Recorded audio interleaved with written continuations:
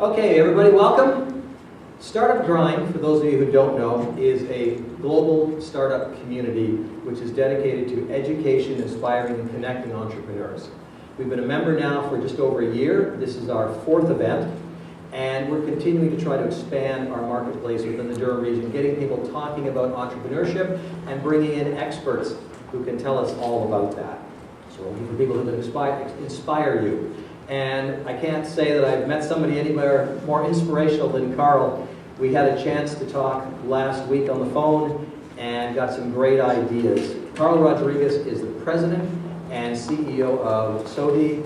They are a company that started in his basement. They now have over 700 people, 22 countries, 7 major offices globally. He's built them with 0 venture capital. And we're going to talk about that a little bit later on. They produce innovative products that bring value to customers and, in the end, deliver positive changes in this real world. Just a couple of highlights I want to tell you about the company. They've had 85 consecutive quarters of profitability. 87 now. Old news. Wow, that is great. Offices located in Mississauga, Waterloo, India, Ireland, among other locations. UK, Netherlands, Melbourne. The Irish office, just so we know, it's not officially. So let's learn how he built the team, the challenges he's encountered, the highs and lows of what's propelled him to be one of the largest multinational successes. Please welcome Carl Rodrigues.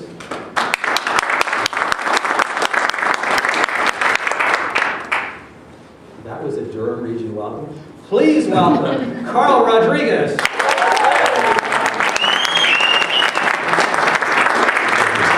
Andrew, could you turn my mic down just a little bit so we don't boom? Thank you very much. Well, let's start by the elevator pitch. Tell us about the company. So we're a software company that makes really software to simplify the use of mobility. So companies that use mobility as a key part of their business operations, they need to centrally control what those people in the field are doing. So imagine a courier. So they could have, DHL, for example, as a courier in Germany.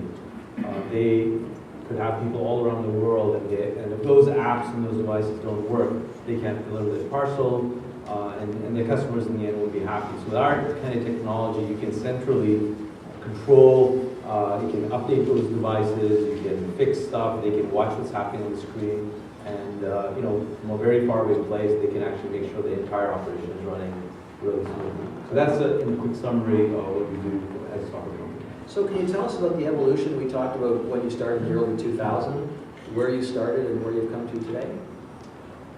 So the company actually, I incorporated in 1995, but I actually started building this kind of software in 2001. So I was a consultant, and in 2001 I kind of went down and I thought, hey, I'm going to try and build some software. I'd been developing software for quite a few years, and I first created a consumer app, that consumer remote control app, and that became very popular. That became a worldwide #1 best-selling product. From there, I migrated to be an enterprise product. We started selling it primarily in the U.S., and from there, people in Europe discovered it. They started calling us resellers, people wanting to join our company around the world. Today we have now people in 22 countries. We have, I think, a network of over 4,000 resellers around the world that sell and distribute our product. And your background, did you start out on the engineering side and get this wonderful idea? Yeah, I went to U of T and I studied computer science and mathematics, so I'm a geek by definition. So thanks to the Big Bang Theory, geeks are now cool. Yeah. Okay. So so I in the early days I actually did the software and did a lot of the software engineering. I don't anymore. There's other guys who are probably better than me at it who do a really amazing job for us. But in the early days, I was a guy. So what came first? Did you have an idea because you saw a market out there, or were you talking to customers and they were saying we're in need of something? I actually, so this I did not really have a great idea, to be really honest. I had a contract, and I was doing some consulting work for a company in the US. And one day I went to work, and the company in the US had run out of money, and I didn't have a job. It wasn't a big deal. I could have got another job at that time. But I went home, and these early mobile devices were coming out, and I could see this was going to be a start of, we're talking 2001, right? So the smartphone was not invented there, but I could see the feature phone and the PDAs, someone's going to put them together and to invent the smartphone. So I saw an opportunity, so I could see that world coming together. I didn't, from an Apple perspective, I didn't know what I was going to build. I kind of said, I'm going to go down the basement and just see what happens. So I came up with a base idea, and really, that idea turned out to be a pretty good idea. So here we go. And how did you get it to market in your first iteration of the product? So in those days, we didn't have app stores. So we'd sell a mobile app online. So there's a company called Hendango, and they were the largest online resellers of mobile apps of the day. And so I listed it on that website. They started to sell it. I did, various cheap, effective marketing. I would go to a lot of forums, and I would find people talking about relevant topics. I would participate in those topics. I would, after a while, I started doing some trade shows in the US. So, and we slowly but surely got noticed. I would sometimes, someone would buy our products. I would get the email address, right? So I would then look at who that person was. I would try to email them back, start a conversation, see if other people in their company were interested in that category of software. So very kind of old-fashioned, simple marketing. I was a software engineer type of guy, so I didn't really have a lot of, let's say, skill. Today we have, of course, a much more sophisticated marketing operation that involves social media, PR, and many other things. So I started simple, and I didn't have a hell of a lot of resources, so that's what we got to do sometimes. And how do you get those first few clients when you have nothing in the company behind you? A large organization looks at you and goes, if we go with you and it fails, it could be an embarrassment. What kind of is your selling points there? As it turns out, if you build a really good product, people do find you.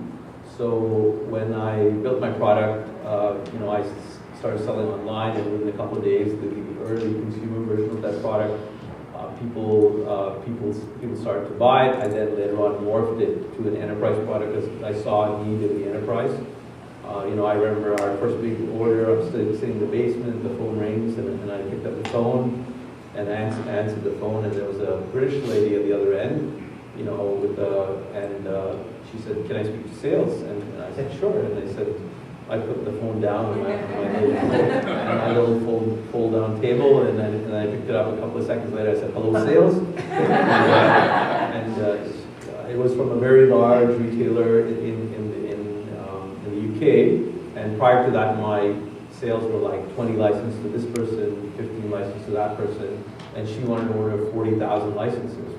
And she said, "Just send me a PO," and of course I didn't have a PO, so when I got off the phone, I could create a PO, and I went online. I found Word template. I modified it the first PO, but word of mouth, it matters, and because of the power of the internet, you can go to places, and literally the people who are seeing what you write or are from all over the world, right? So we are in a different world now, and the power of the internet is huge. So I would go to forums, and there were people from, China in those forums, and Malaysia, and Australia. And so when I was talking to those people and communicating and telling them about the products I was building and getting ideas from them, literally I was communicating with the world. So the power of the internet was huge then, and it's bigger now. Can you tell us a bit about your scaling from you to kind of like what were the steps you took? So the first market, so we're a Canadian company, but I looked down south and I saw there's this big, large, homogeneous market where I could get away with one language, English. And so I actually didn't focus on Canada because I saw the market potential in the US. And so I started to, really message into the U.S. in various ways. I told you about forums. I started to do early trade shows. I find American companies with a lot of salespeople, and I convinced them that with my software, they would be able to sell their hardware, for example, better. So, for example, there was these companies that sold rugged devices.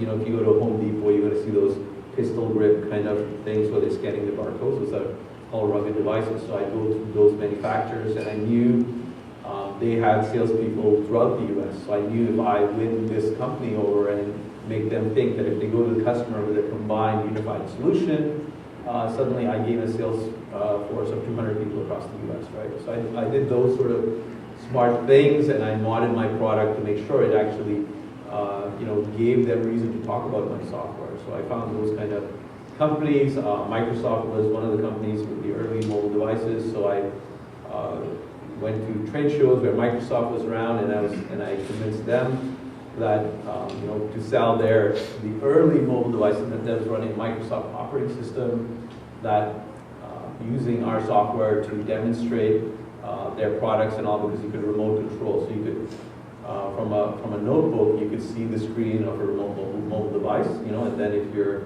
project it on the big screen, so they're demonstrating that phone instead of, you know, a guy walking around, say, seeing what's on the screen. They can see it on a big screen. So I remember it was pretty cool. Once I was at this show in Las Vegas, and it was called the Microsoft Embedded Developers Conference, and the guest speaker there was Bill Gates, right? So the doors open, and there was this huge rush. Everybody's pushing each other, and I was one of those guys, and I somehow went, and I was like in the 4th row. And Bill Gates was there, and he was demonstrating some early mobile phone is running the operating system, and I don't know what device it was. It was made by Samsung or someone. And Bill Gates was saying, "Here's this cool device, you know, that we made. It's running our operating system, made by our partner Samsung, and you know, through the power of this cool software, you can all see everything I'm doing on the screen." And I looked at the screen, and the little tray at the bottom, I could see it was my software that he was using, right? And I was like, wow, Bill Gates is using our software. So it was interesting, right? You kind of have to, from software engineering, you have to learn how to sell, you have to learn how to be persistent, and you have to learn to morph your software to align with, you know, with the business needs of others. So a lot of, you know, I can tell you various little stories and tricks that I have to use along the way, but it's not one, it's really many little tricks you got to pull out of that. So we were downstairs, you were talking to, we were doing a video we were working on, 4 tips for entrepreneurs. So I'm going to get you to reiterate those to the group right now. There's, you know, everybody tries to size up an entrepreneur with a few tips, you know, but honestly, to really build a business, you know, it starts with innovation, of course, but I really believe that innovation, that technical innovation, is a very small part of the whole thing, right? So you find a lot of, you know, I'm not dissuading any of these sort of things, but we find a lot of young kids, they come up with a great little idea, right? A great technology idea in many cases, right? And they think that's like 3/4 of really building a great business, right? But to really build a great business is innovation in everything you do, right? It's innovation in how you sell, it's innovation in how you market, it's innovation that's going to cause you to step ahead of the pack. So I think building a company is not only innovation technology, you know, in a technical way, it's innovation in everything you do, you know, even innovation in how you hire people, you know, how do you suss out that person, how do you smell out the person who's going to fit with your corporate culture, right? So innovation is key. I think if you have a successful company, you know, everybody says you need to find time to think, right? But if you have a successful company, every millisecond of your time, you know, someone's going to want that, right? So it's really important for you to detach, you know, find that time and space where you can think, because to get to the next level, you're going to have to think about those problems, because if your head is in the machine, you know, you're never going to get anywhere. So for me, finding the place and the time to think, for me, you know, one of the cool places to think is when I'm doing a long distance journey. I'm sitting on the plane and my phone doesn't ring. There's no social media going on. You know, my wife or my kids can't call me. So I can completely unplug and I actually take problems with me to actually solve on that trip. And so when I come back, everybody's really irritated with me because I've just created a whole bunch more work for them. But so it's really important to find the time and space to think. There's many things, and maybe I'll give you one more, and that would be, I think, in Canada we have so much talent, right? Canadians are capable of so much. If you look at the great brands out there, if I go to Google, there's a whole Canadian contingent who's working at Google. If I go to Tesla, the same thing, and Apple, the same thing, right? So, and a lot of them, we create good technology or we create really smart people, and the success is really working for Google, or success is to create something and sell out, right? So my last tip would be, I think I would like to see more Canadians think bigger, think, hey, I want to build an amazing, great company, because if you look out there, if I say to any Canadian even, I'll say, what are the great tech brands out there? What are you going to think of? What are the great Canadian tech brands? You're gonna be scratching your head for a while. There was BlackBerry, there was Nortel, but for a country our size, we should have more. If you look at that little island, South Korea, right? They're half of an island, right? The North Koreans on the other side, and they have so many amazing brands. So I would like to see more Canadians think bigger, and don't just sell out just because someone gave you a little bit of money. Imagine what that company could be. In 2006, Microsoft came and they wanted to buy me out. I was just a few guys, we were 5 or 6 guys, and I would have got, I don't know, maybe 12, 15 million. And I didn't sell out. I said I want to grow this bigger. In 2015, VMware came and they had just bought my nearest competitor for $1.54 billion. And I said, hey buddy, I'm not interested in selling. So imagine if I sold out at that point, right? So there's if you keep growing that company, there's probably something much bigger in many cases that you're missing out on. Well, one of the things we chatted about was getting talent in, and you mentioned about opening the office in Mississauga to be closer to the GTA, as well as going to Ireland. Do you want to talk a bit about just the challenges finding the right talent and why you've gone global that way too? Yeah, so we've gone global for a number of reasons. When you want to sell your product around the world, you have to deliver your product, in their time zone. You have to support them in their time zone. You have to speak their language, right? So you're not going to have a global multinational organization and think you're going to support it from Canada in English. When your customer is, I don't know, in China. So you need to deliver service to the Chinese, on their terms, right? So we went global in terms of offices and people, obviously for sales purposes, sales, marketing, professional services, etc.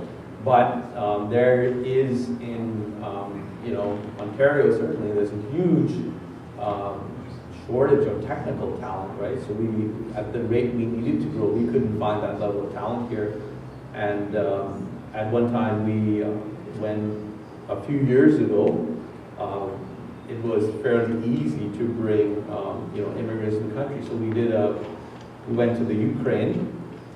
We knew they had a lot of smart, educated people. We parked ourselves in a hotel. We did a whole pile of interviews, and we brought 20-something Ukrainian software engineers, and we helped them with their families. We helped them integrate into the community. We found out where the cultural centers were, because we wanted them to really enjoy Canada. We wanted them to feel at home here, right? So we've done some pretty crazy things, and then a few years ago there was some situation, and the government shut down immigration completely, and so then they shut that door. And recently they've opened up immigration. So when they shut that door, we couldn't find enough talent here in Canada. We couldn't immigrate. So we actually, at that time, we opened an office in India, in a place called Gurgaon. So we have today, about 170 people in our Indian office. And again, you know, there's a huge shortage of talent here, right? I mean, stuff like when our government talks about bringing Amazon here, and we have such an abundance of tech talent here, I want to kill someone. It's just pure politics. It is incredibly difficult. If you're trying to grow at our scale, we need to hire 311 software engineers in the next 8 months, right? You cannot find the grade of talent we want here. It's very, very difficult. So we're actually opening an office in Ireland right now to get access to EU talent. You can't bring everybody to Canada because for various reasons they don't want to come, their family, whatnot. So opening an office in Ireland will give us access to EU talent. Our Republic of Ireland is part of the EU, so anybody from any part of the EU can come in and work. So we're opening an office on the west coast of Ireland, a really beautiful place, amazing place if you ever get to go to Ireland, called Galway. So we're looking at that. The Irish government has also promised us if we want to bring in anyone from anywhere else in the world, they will get us a visa within 3 weeks. So we're doing some creative things. What else we're doing? We have a global recruiting campaign where we're have people targeting certain countries. So we are targeting right now Russia, Ukraine, Czech Republic, Slovakia, India. So we have people, you know, either in country or I found from our team. I found a Russian guy, I found an Indian guy, I found a Ukrainian guy, and they're helping with some of those things. So you're trying to do really creative things. We're trying to, in the UK, we have an office in Birmingham. We are engaging with the local universities there and saying, hey, you know, if you do your co-op term with us, you can work in this really crazy exotic country, Canada. Or you can work at our Indian office, or we're opening an office in Ireland, right? So Canada is a pretty exciting place for these people, right? These young kids, you know, they have all this energy, but they really want to see the world, right? So it's a pretty exciting proposition for them, you know, to really get to work on cool technology. But so there's lots of things we're doing. I have some more crazy ideas that I'm trying to get the Canadian government to help us with. So maybe I'll tell the Canadian government first, and then I'll tell you. And just for everyone in the audience, we have also talked about Career Day at Durham College and UIT. Yeah. So we're going to make sure. Yeah, I was harassing these people right before here. So yeah, you know, we have to really do some crazy things to really find talent. For entrepreneurs that come into the Spark Center, we get a lot of people who have the idea and they want to hide it under that bushel. They don't want to let anybody know because they're afraid if I say it to the rest of the world, they're going to steal my idea. What are your views on keeping it hidden for too long or getting it out there and getting some feedback on it? I think if you really have a good idea, good idea is not just something simple, right? It shouldn't be really easily copyable, right? So if you think about it, right, there's, you know, Elon Musk created a Tesla.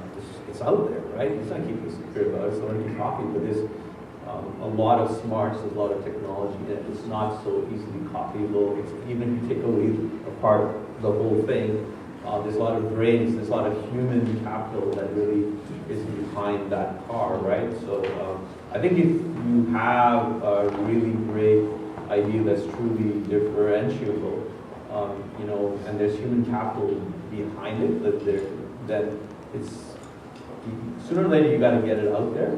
But the real thing that's going to stop someone from duplicating or copying it is really what's in your head and what's in the head of the people around it. So I go all over, we have sales guys, they're talking about our products all over the world, and yeah, I can get really scared and say, oh, someone's going to copy it, and actually go, you know, really quiet, but then no one's going to find, I'm not going to find customers, I'm not going to find partners, I'm not going to find people who really do business with us. So, but, you know, I do understand there may be a right time, maybe you're a very early stage and you kind of want to keep it really hush, you haven't developed that human capital, you haven't developed that technology. You know, there's probably some times when it's better to be hush for now. And in the intro, we talked about you not having any investment other than your own at the start. What got you to stick with, I'm not going out and looking for that round 1, round 2, round 3, series A, B, C? I'm a pretty old school guy in terms of how I do business, right? So I think I really truly believe that even now, if you produce something, a really good product, that you can actually get it out there pretty cheaply, in many cases, right? And do that. But I'm also very, I wasn't a young kid when I started, right? So I graduated from university and I was kind of a shy, awkward kid, right? And in fact, I couldn't get a job when I just graduated. So, and I got nervous with even more nervous with each interview. That's a different story. But I watched over the years a lot of people who brought VC funding in. And it's really important to tell young kids what a VC is, right? A VC is not your friend. A VC is only there to make money on whatever the heck you're doing, right? So the VC will come and appear to be your best friend and say, hey, I love you and I'm going to help you.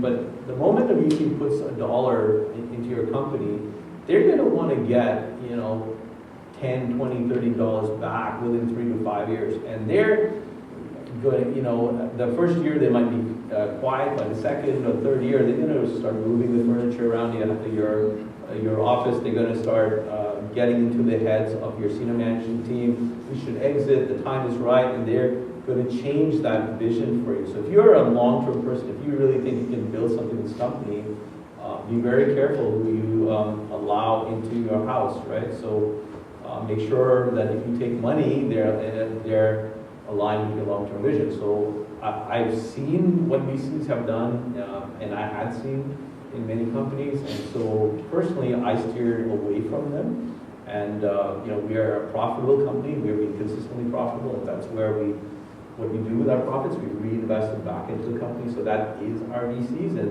and the great thing about that, I don't have to be constantly harassed by VCs who are there, hey, Carl, when are you going to exit, and that kind of stuff. So I can just focus on the long-term vision. And as a CEO, I talked about time. If you're spending all your time trying to get the VC out of your face, well, you're wasting a lot of your precious time. So I also believe, you have to create simplicity. Create an environment where you can do your job as efficiently as possible. So that's part of my game, or why do we take it. Full-time or part-time as a startup? We see some that are trying to run a business, but they're also trying to keep their own business going, or they've got a nice job somewhere else. They're looking for other people to get involved in it, but they're not going into it full-time. I don't think it's really possible. It's a tough gig to start a business, right? If you really wanted to do it, right? It's a tough gig. It takes a lot of work. It probably takes a lot of sweat. So I don't think for most cases even when you it's pretty tough if you put your whole energy and work 24/7 to make a go of it, and then you part-time it.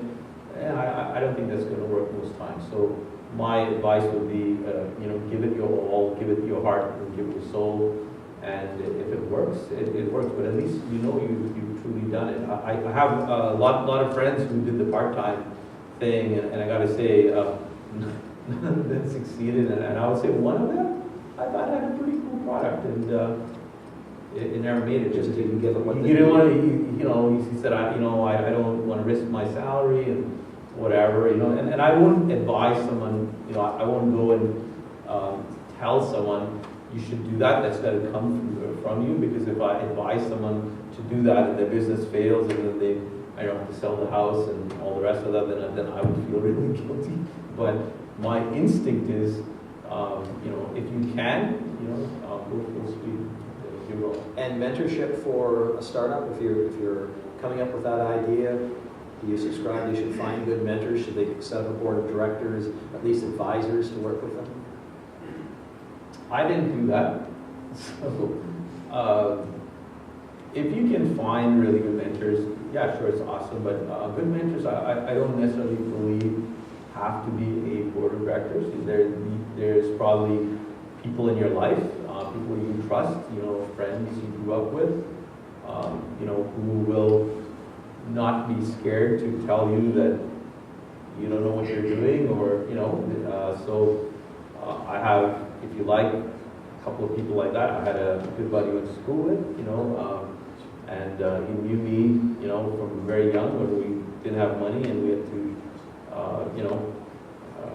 we didn't have bus money sometimes. So he knows me from those days, and he's a pretty good guy I would bounce ideas from. My wife, she's not afraid to tell me how it is. Gee, I have the same wife. Yeah, so every night around 10:30 we go walk the dog, and it's just in a very casual way. I'll discuss things, and sometimes it's not like I'm looking for an answer. It's you need sometimes just someone to tell things, just to clear your mind and almost to hear your own words, and that process helps you think through things. It can be very difficult. It can be very stressful. So it's important to have people to talk to, but it doesn't always have to be a board of directors. If you're lucky, you have good people on the board of directors, but don't do a board of directors for the sake of board of directors.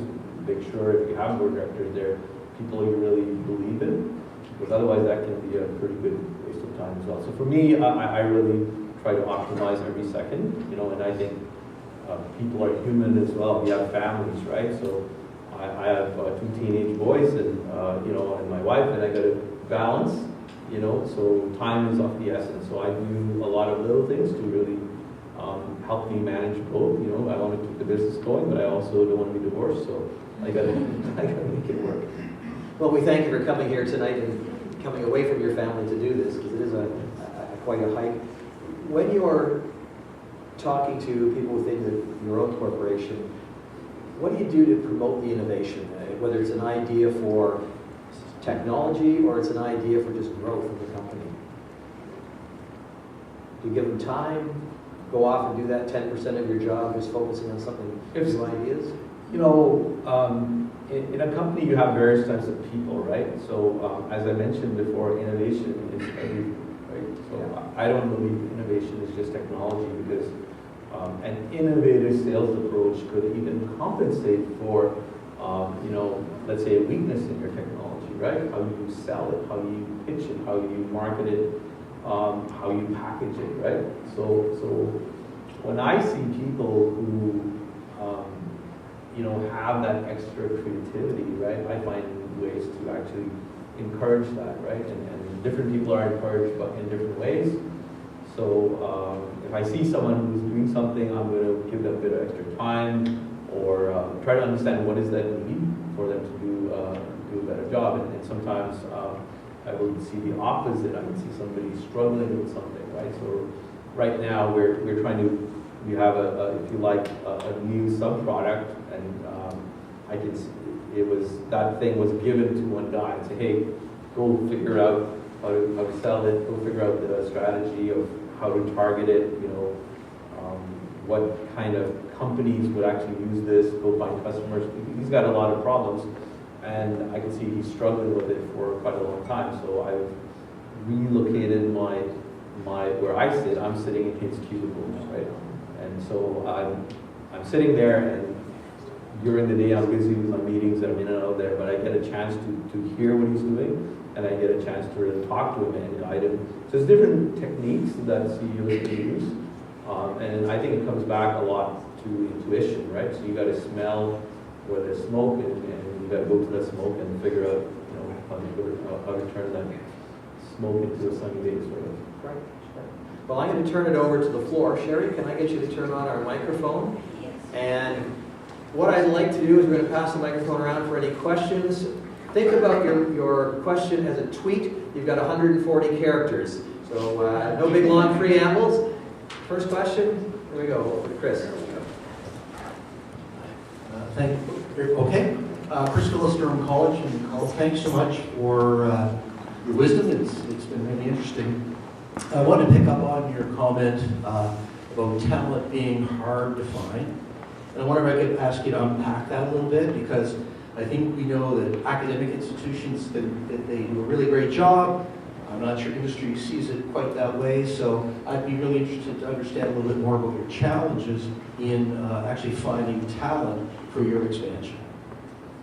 Sure, and maybe I can answer the question, and maybe if you're looking for something different, you can guide me about what, because talent is a really wide question. So when I say talent, I mean, talent is really everything, right? So talent is, there's a huge shortage of technical talent, but it's also hard to find, really good salespeople, really good marketing people, and we have, I can pick any, if you like, genre of our company, and we have some really super amazing people that do an amazing job, for us.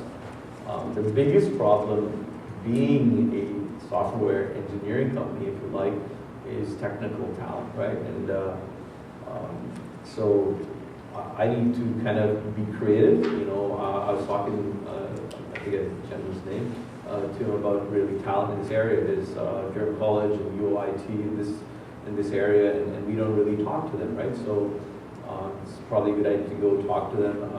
I think also an interesting thing that so I was reading a book by a gentleman who started with, his name is Anthony Lacavera, and he mentioned that, for example, in countries like Germany, the government actually, their funding, they actually give about 23% of their educational funding, if you like, to universities, and the lion's share actually goes to colleges and polytechnics.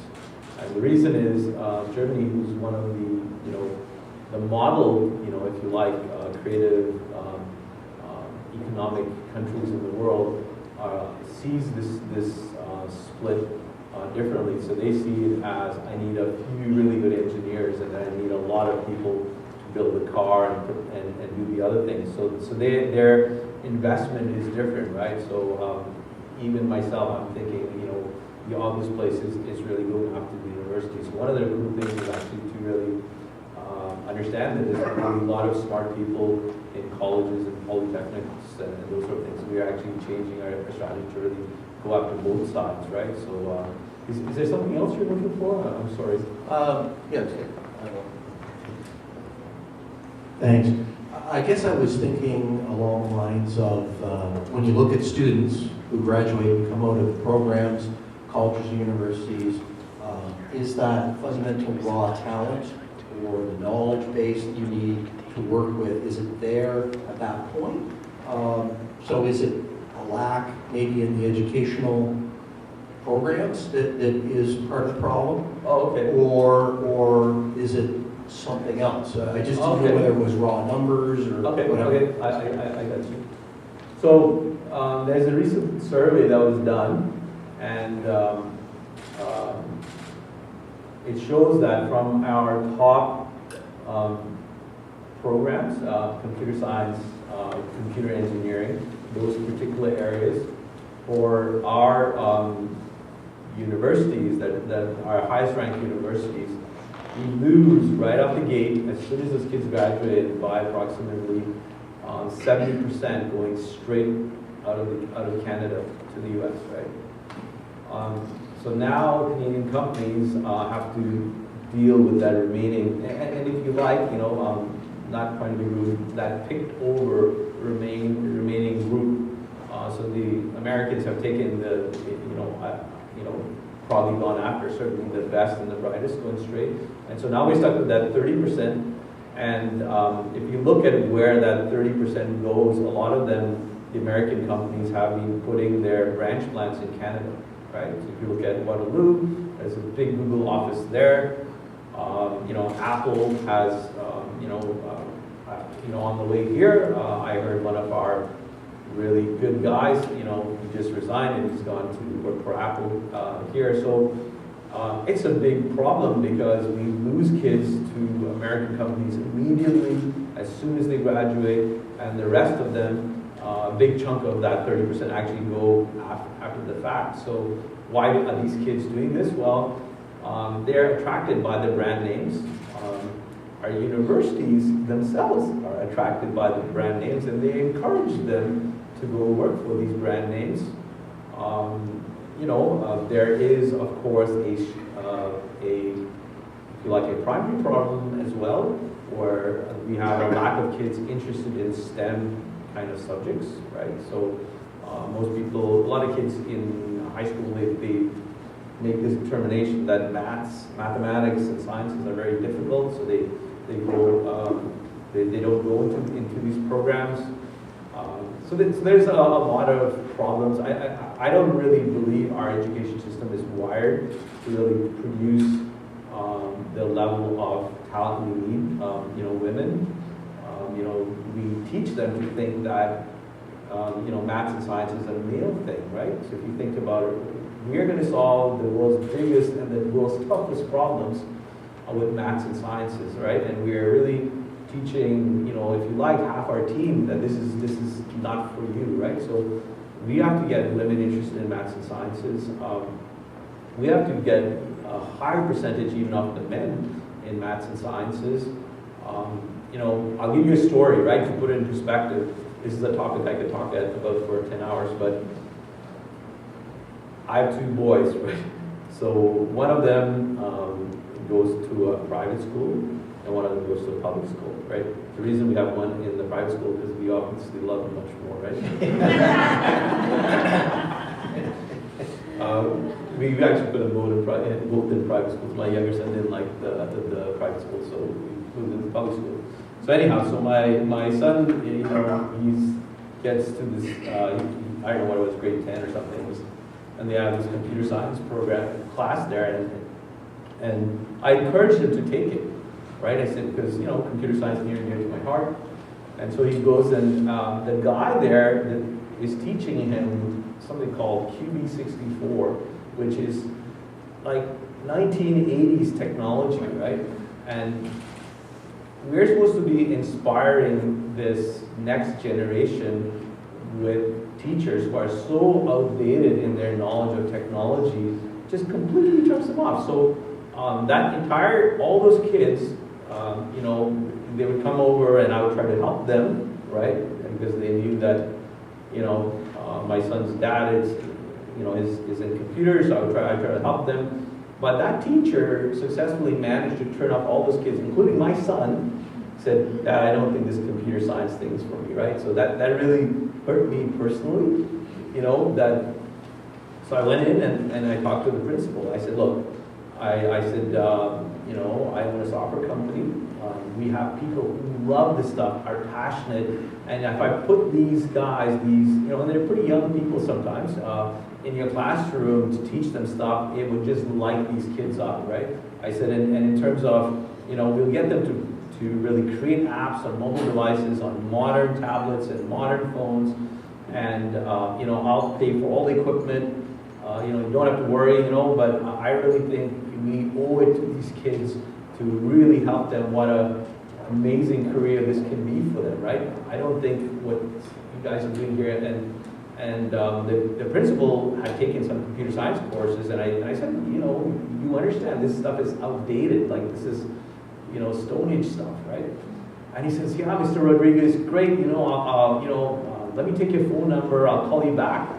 He never called me back. And why did he call me back? Because they've been running that curriculum for the last, 10, 15 years, right? They have all the notes, they have the handouts. There's no incentive for them to change. And technology changes every single day, right? So that program should be changing every single year for sure, right? So we have some serious problems in our education system if we are going to inspire kids. And I really believe we can inspire kids, and I really believe maths and sciences are not tough. We are just have people telling us that, right? So you can take that kid who thinks maths and sciences are really tough because maybe in his family people are telling him that, or his teachers are telling him. You put him in another environment, and he or she will just light up, and they'll say, "Hey, this is cool. I like that," right? So it's about the mentors we put around these people. And the next year, my son, same guy, he takes a law course, right? And then the teacher is this ex-prosecutor, right? And is telling these kids about all these criminals he prosecuted, and this happened, and that happened, and all these great stories. And he comes up and goes, Dad, I figured out what I'm going to do. I'm going to become a criminal prosecutor. And I'm listening to the passion coming out of this kid, and I can feel the passion this teacher put into him, right? So we got to change our systems if we're going to do these things. So, sorry, that's probably way too long an answer, but No, it was perfect. Thank you. Let's go on to another question back there. Go ahead.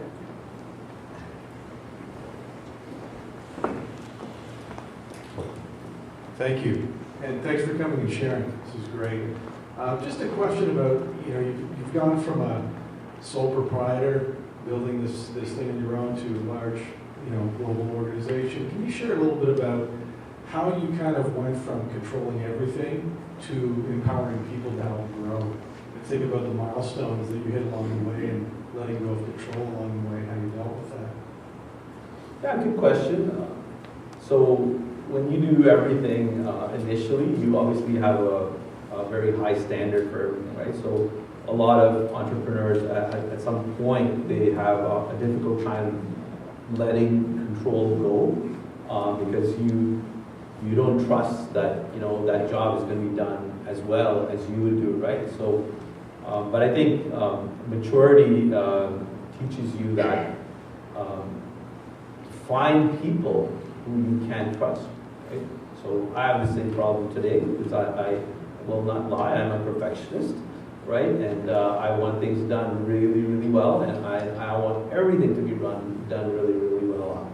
How we talk to our customers, how polite we are, our ethics, the quality of the software, all the rest of that, right? But the really important thing is you have to find people you really trust, right? And then once you trust them, you got to delegate. So if you go talk to some of my immediate reports, right, you're going to find two completely different answers, right? You'll find people who will say, you know what, Carl lets me do whatever the hell I want, and he lets me run my show and he leaves me alone. And then you're going to find another person who's going to say, he's always poking his nose in my business, right? And it's because one person is rocking it, they do a really good job, and I don't need to pay attention, right? And the other person is not doing it to my standards. So I would say it's not only about, people say they don't want to be micromanaged, right? I think a good CEO doesn't want to micromanage. A good CEO has too many other problems, but a good CEO also recognizes when something's not running well and is going to try and rectify that situation one way or the other. So there's a lot of things in the company that I don't pay attention to at all because I know I have great people looking after them. And I say to all my media reports, I want you guys to be CEOs of your part of the company, right? And because I have too many problems that I got to deal with. So if you are a CEO and you run your organization and create and really grow that, if you like that sub company, I'm going to get out of your way. So that's my way of doing things. So you try to mentor, and sometimes if you can't get that level of quality, sometimes you got to make changes. We've got a couple minutes left. Time for one more question on the group. Sherry, go ahead. I think I saw a hand up. We held Sherry to one question tonight. We're good. So Carl, I wanted to talk to you about a culture of failure. So it's important, I believe, that when we're growing, really large companies, to enable people within the culture of the company to make mistakes and not live in fear of being fired, right? So what's that, what is the magic between failure and accountability? Failure and accountability. Well, you always want people to be accountable, but you know what? Even accountable people fail, right? So you sometimes do your best and give it your all, and sometimes things don't work out for one reason or another. And sometimes there are elements that you can't control. But I think if you're going to build a good culture, as long as you see that people are giving it their all and maybe they have the capability, you put them in a role where they can be successful, right? So failure is often not because a person's not trying. It's often because that person is not in a role that they can succeed, right? So I've seen over the years some people, they're struggling and they really care and they're giving their all, but they're having problems, right? And sometimes I have to coach them and I have to say, hey buddy, you know, I really think you'll be better at this side of the organization. And sometimes they can't see it themselves, right? And so they resist and they have more people reporting to them on this side than on that side, and so you try to coach them. And I would say, me as a CEO, I've had successes and failures. You know, I've not always been able to really coach people to the other side. So a specific example, without mentioning names, I had a young guy who was great capabilities, really amazing person, you know, a lot of energy, very technical guy, would have made a super architect, but I really wanted to be a senior software development manager, right? And